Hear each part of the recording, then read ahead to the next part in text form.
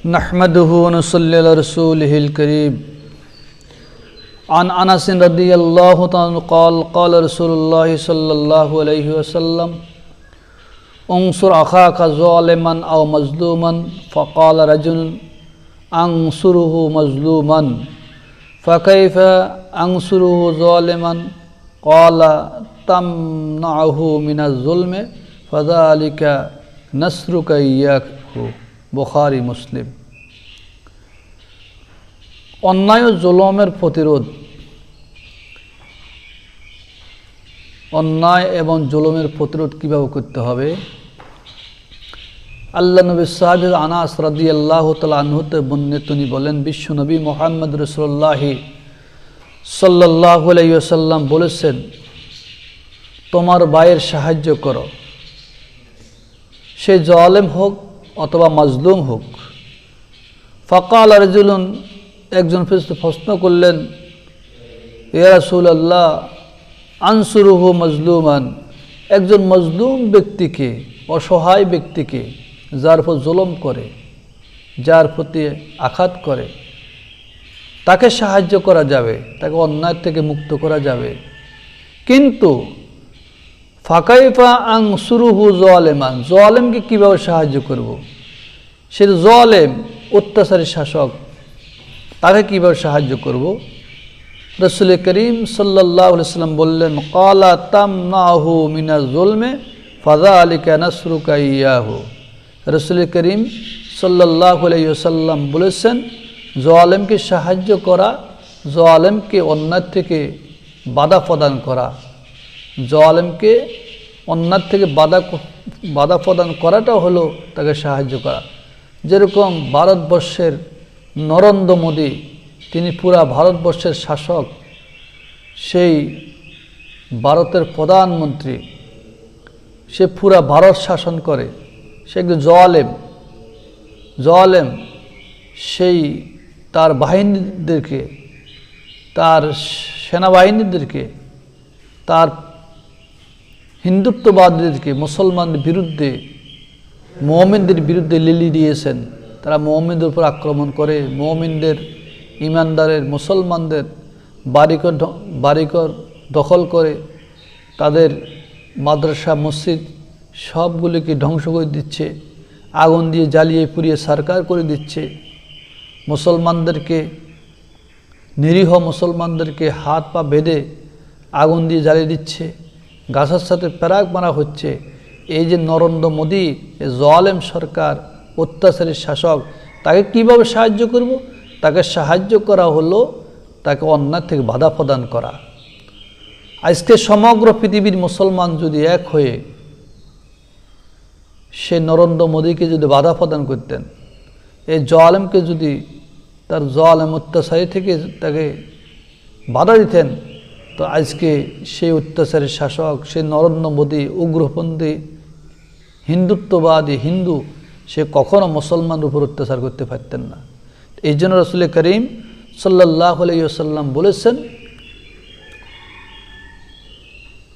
তোমার ভাইকে সাহায্য করো। তো কীভাবে সাহায্য করব? সে তোমার ভাই, সে জালেম হোক অথবা মজলুম হোক, সে জালেম হোক অথবা মজলুম হোক, তাকে সাহায্য করো। একজন ব্যক্তি, ইয়া রাসূলুল্লাহ কীভাবে সাহায্য করব? যে একজন মজলুমকে তো সাহায্য করতে পারবো, কিন্তু জুলুমবাজকে কীভাবে সাহায্য করব? রাসূল করিম বলছেন, জুলুমবাজকে সাহায্য করা মানে, এবং তাকে জুলুম থেকে তাকে বাধা প্রদান করা, এটা হলো তাকে সাহায্য করা। তো আজকে আমরা সেই নরেন্দ্র মোদীর মতন ফাফিষ্টকে যদি, অত্যাচারী শাসককে যদি, এই জালেমকে যদি আমরা বাধা প্রদান করতাম, তাকে হুমকি দিতাম, সমগ্র বিশ্বের মুসলমান যদি তার প্রতি হুঁশিয়ারি করতো, তাকে হুঁশিয়ারি দিত, তাহলে সেইটাই জুলুম করতে পারতেন না। সুদীর পারস্পরিক সম্পর্ক মজবুত রাখা, অটুট রাখা। রাসূল করিম সাল্লাল্লাহু আলাইহি ওয়াসাল্লাম বলেছেন, একজন মুমিন অপর মুমিনের জন্য সে শক্ত ফাসিলের মতন, শক্ত দেওয়ারের মতন। যেরকম তার একটা ইট অথবা পাথর একটার সাথে একটা মজবুত শক্ত, তো একজন মুমিন অপর মুমিনের জন্য এভাবে মজবুত ফাসিরের নেই। রাসূল করিম সাল্লাল্লাহু আলাইহি ওয়াসাল্লাম এর পরে এক হাতের আঙ্গুলকে অন্য হাতের ভিতরে প্রবেশ করে এইভাবে দেখাইলেন যে এইভাবে যদি তোমরা আটকে দিতে পারো, মজবুত করে ধরো, তাহলে তোমাদের কেউ কিছু করতে পারবে না। হাদিস তো হলো আল্লাহ রাসূলের সাহাবী আনাস রাদিয়াল্লাহু আনহু থেকে।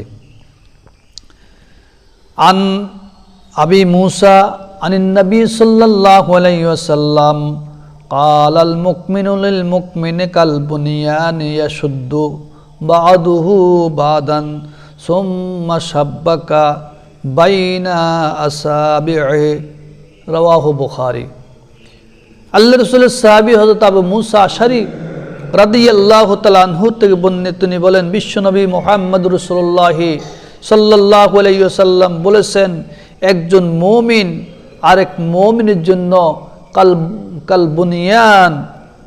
কালবুনিয়ান ইয়াশুদ্দু, শক্ত কঠিন ফাসিরের ন্যায়, বাদুহু বাদান, তার একটা ইট অথবা পাথর যেরকম মজবুত শক্ত একটা সাথে একটা মজবুত করে ধরে রাখে, ভাঙ্গন ছাড়া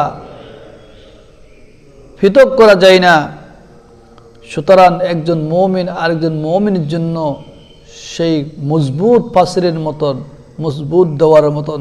হে রাসূল করিম সাহেব বলছেন সুম্মা আশবাকা বাইনা আসাবিহি, রাসূল করিম সাল্লাল্লাহু আলাইহি ওয়াসাল্লাম এক হাতের আঙ্গুলিগুলোকে আরেক হাতের আঙ্গুলি এভাবে প্রবেশ করে এবার দেখাইলেন এভাবে মজবুত করে। তো সম্মানিত হাজিরিন, এই হাদিস থেকে কী বুঝতে পারলাম?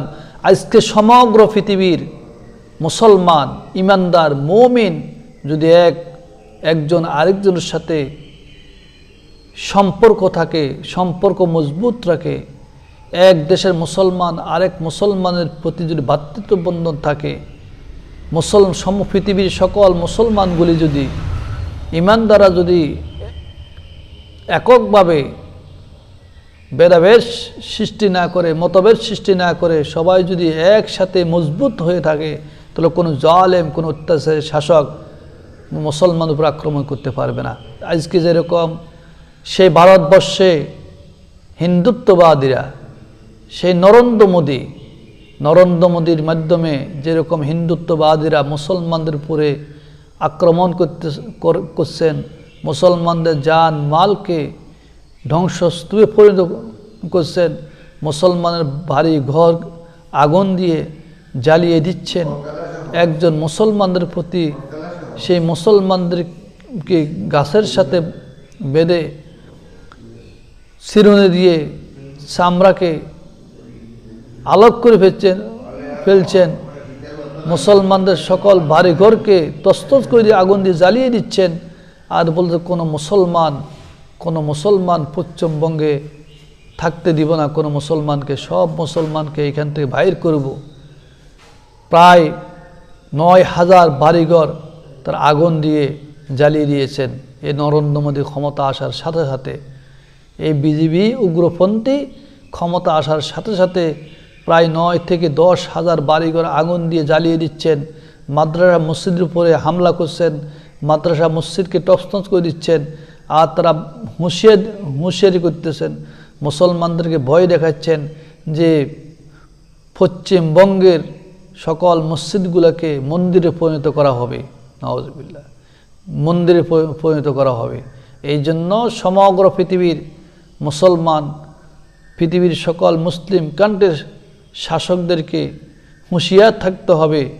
আপনার নরেন্দ্র মোদীকে ধমক দেন, তাকে শায়েস্ত করার ব্যবস্থা করেন, তার বিরুদ্ধে কঠিন সিদ্ধান্ত গ্রহণ করেন, তাকে কিভাবে সে অন্যায় থেকে ফেরানো যায়, সে যেন মুসলমানের উপর জুলুম না করতে পারে। যদি আমরা সকল মুসলমান যদি একে প্ল্যাটফর্মে থাকি, সকল মুসলমান যদি আমরা একসাথে মিলেমিশে থাকি, কোনো জালেম, কোনো অত্যাচারী শাসক মুসলমানদের উপর জুলুম করতে পারবে না। যে ইরানের মতন একটা বৃহৎ রাষ্ট্র, মুসলিম কান্ট্রি, যে পুরা আমেরিকাকে খান খান করে দিয়েছেন, সেই ইসরায়েলকে তছনছ করে ফেলছেন। অথচ আশেপাশের মুসলমান, অনেক মুসলমান শাসক কিন্তু মুসলমানের পক্ষে নাই, ইরানের পক্ষে নাই। সে নরেন্দ্র মোদীকে সাহায্য করতেছে, সে আমেরিকার ডোনাল্ড ট্রাম্পকে সহযোগিতা করেন। যদি এদেরকে যদি সাহায্য না করে যদি মুসলমানকে সাহায্য করতেন, আজকে মুসলমান বীর জাতি হতো, মুসলমানের ক্ষমতা শক্তি বৃদ্ধি পেত, সেই ইরান শক্তি পেতেন। তো এই জন্য সমগ্র পৃথিবীর মুসলমান যেন আমরা এক থাকি, অটুট থাকি, আমাদেরকে সেই দিকে খেয়াল রাখতে হবে। নিঃসন্দেহ রাসূল করিম সাল্লাল্লাহু আলাইহি ওয়াসাল্লামের ভবিষ্যৎবাণী একেবারে সামনে। রাসূল সাল্লাল্লাহু আলাইহি ওয়াসাল্লাম সেই ভারতবর্ষের ব্যাপারে যে ভবিষ্যৎবাণী দিয়েছেন, সেই ভবিষ্যৎবাণী অতি বেশি দূর নয়, একেবারে কাছে। যেই হিন্দুস্তানের যুদ্ধের কথা বলছেন, গজওয়াতুল হিন্দ, হিন্দুস্তানের যুদ্ধ, সেই যুদ্ধ হবে ভারতবর্ষে। এই প্রখণ্ড ভারতকে ব্যঙ্গে খান খান করে দেওয়া হবে। আল্লাহ রসুল মুহাম্মদ রাসূলুল্লাহ সাল্লাল্লাহু আলাইহি ওয়াসাল্লামের ভবিষ্যৎবাণী অনুযায়ী সে পশ্চিম দিক থেকে ইমাম মাহাদি 70,000 বাহিনী নিয়ে বাইর হবে। এরা ভারতবর্ষে এসে, সে হিন্দুস্তানে এসে যুদ্ধ করবে সকল ইহুদি শক্তির সাথে, কাফের শক্তির সাথে। সেই যুদ্ধে অসংখ্য অগণিত মুসলমান মিলবে, অনেক মুসলমান শাহাদাত বরণ করবে। রাসূল করিম সাল্লাল্লাহু আলাইহি ওয়াসাল্লাম বলেছেন, গজওয়াতুল হিন্দের যুদ্ধে যেই সমস্ত মুসলমান ইমানদার যারা শাহাদাত বরণ করবে, তার নিঃসন্দেহে জান্নাতি, তার জান্নাতে যাবে।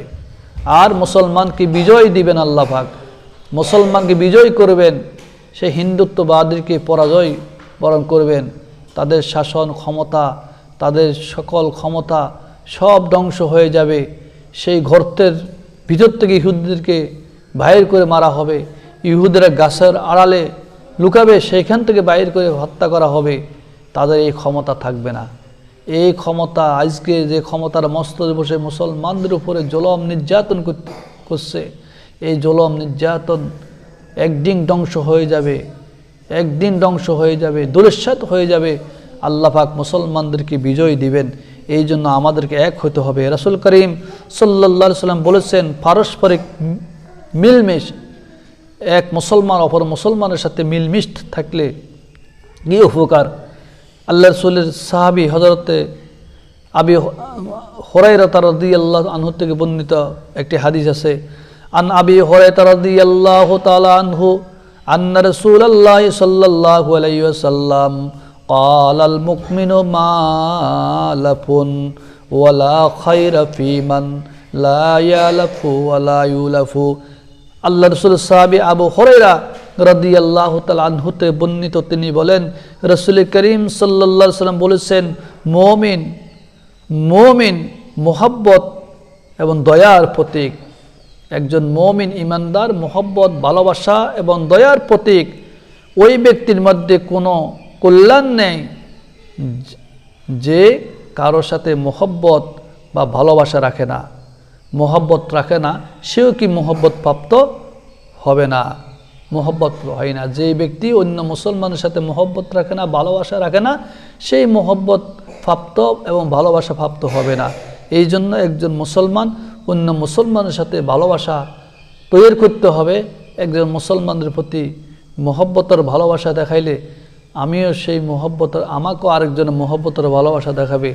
একজন মুমিন ইমানদারকে যদি আমি মুহাব্বত করি, ভালোবাসি, সে আমাকেও আরেকজনের মুহাব্বতকে ভালোবাসবে।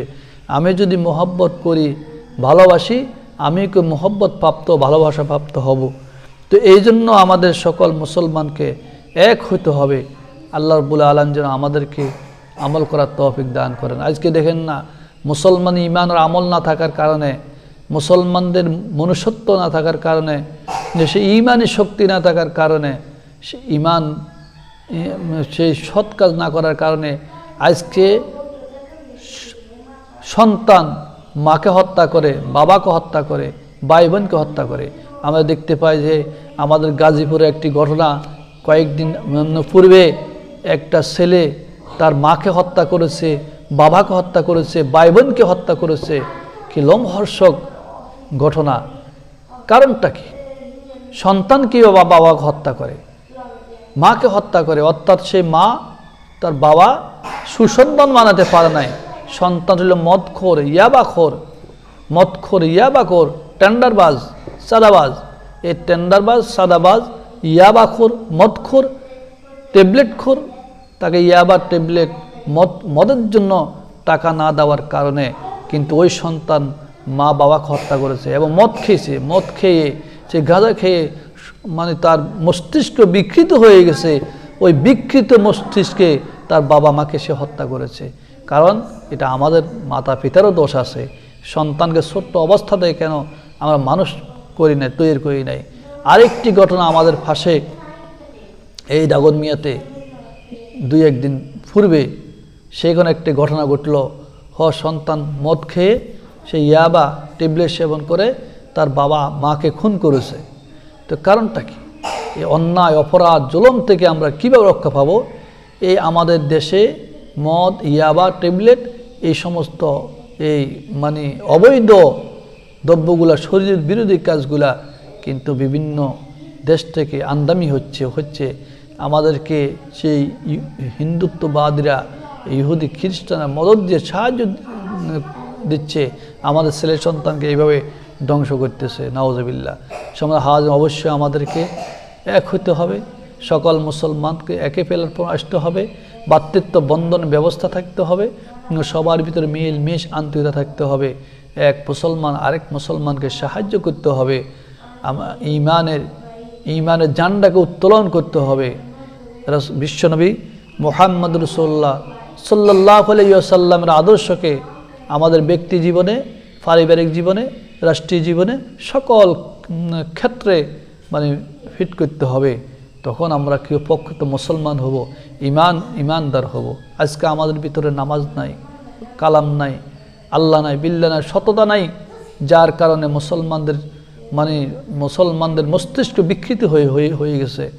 মুসলমানদের ইমান আকীদা নষ্ট হয়ে গেছে।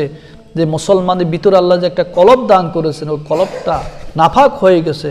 কলব নাফাক হয়ে যাওয়ার কারণে আজকে আমার কাছে কোনো বিষয় কি কোনো জিনিস ভালো লাগে না। কলবের ভিতরে মোহর মেরে দেওয়া হয়েছে। মোহর মেরে দেওয়ার কারণে আজকে কলবের নষ্টতা, ভ্রষ্টতার কারণে আজকে আমাদের এই পরিস্থিতি হচ্ছে। তো এই জন্য অবশ্যই আমাদেরকে এক মুসলমান অপর মুসলমানকে সাহায্য করতে হবে। একজন মুসলমান আরেক মুসলমানের প্রতি আমাদেরকে সজাগ থাকতে হবে। এই জন্য রাসূল করিম সাল্লাল্লাহু আলাইহি ওয়াসাল্লাম বলেছেন, উনসুর আখাকা, তোমার ভাইকে সাহায্য করো, জালেমান আও মাজলুমান, সে জালেম হোক আর মজলুম হোক, সে জালেম হোক আর মজলুম হোক, তোমার ভাইকে সাহায্য করো। তো সাহাবায়ে কেরাম বলেন, ইয়া রাসূলুল্লাহ, উনসুর মজলুমান, একজন মজলুমকে সাহায্য করা যাবে, সে তো অসহায়, সে আক্রান্ত হচ্ছে, আঘাতপ্রাপ্ত হচ্ছে, তাকে জালেমের হাত থেকে রক্ষা করা যাবে। কিন্তু একজন জালেমকে কিভাবে, ফাকাইফা আনসুরুহু জালেমান, একজন জালেমকে কিভাবে সাহায্য করব? রাসূল করিম সাল্লাল্লাহু আলাইহি ওয়াসাল্লাম বলেছেন, জালেমকে সাহায্য করা মানে কাল তামনাহু মিনা জুলমে ফাযালিক জুলমে, তাকে জুলম থেকে বাধা প্রদান করা। জুলম থেকে বাধা প্রদান করাটাই হলো কি জালেমকে সাহায্য করা। তাকে যদি তুমি জুলম থেকে বাধা প্রদান করতে পারো, জুলম থেকে ফিরাতে পারো, তাহলে এই জালেম বাদশা, এই জালেম শাসক, এই মদখোর শাসক, এই চোর ডাকাত কখনো কোনো মুসলমানদের উপর আক্রমণ করতে পারবে না, কোনো জুলম করতে পারবে, নির্যাতন করতে পারবে না। এই যে রাসূল করিম সাল্লাল্লাহু আলাইহি ওয়াসাল্লাম এই কথা বলে হেরো বলছে, ফাযালিকা নাসরুকা ইয়াহু, রাসূল সাল্লাল্লাহু আলাইহি ওয়াসাল্লাম মানে এক হাতের আঙ্গুলকে অন্য হাতের আঙ্গুলের ভিতরে প্রবেশ করে এইভাবে দেখাইছেন। অর্থাৎ এই আঙ্গুল যে এক আঙ্গুলের ভিতরে, এক হাতের আঙ্গুল আরেক আঙ্গুলের ভিতরে প্রবেশ করে মজবুত করে ধরলে যেরকম ছুটানো যায় না, যে এক মুসলমান যদি আরেক মুসলমানের সাথে এইভাবে মোহব্বত, ভ্রাতৃত্ববন্ধ রাখে, ভালোবাসা তৈরি করে এক থাকে, তাহলে কোনো কাফের, মুশরিক, ইহুদি, নাসারা, হিন্দুত্ববাদীরা, এই নরেন্দ্র মোদীর মতন ব্যক্তিরা কখনো মুসলমানকে পৃথক করতে পারবে না। আজকে মুসলমানকে ভাগ করে ফেলছে, বিভিন্ন রকম ষড়যন্ত্র তৈরি করে, কিন্তু আমরা মুসলমানরা বুঝি না। সম্মানিত হাজির, রাসূলুল্লাহ সাল্লাল্লাহু আলাইহি ওয়াসাল্লামের হাদিসের উপর আল্লাহ তাআলা আমাদেরকে আমল করার তৌফিক দান করেন, আমিন।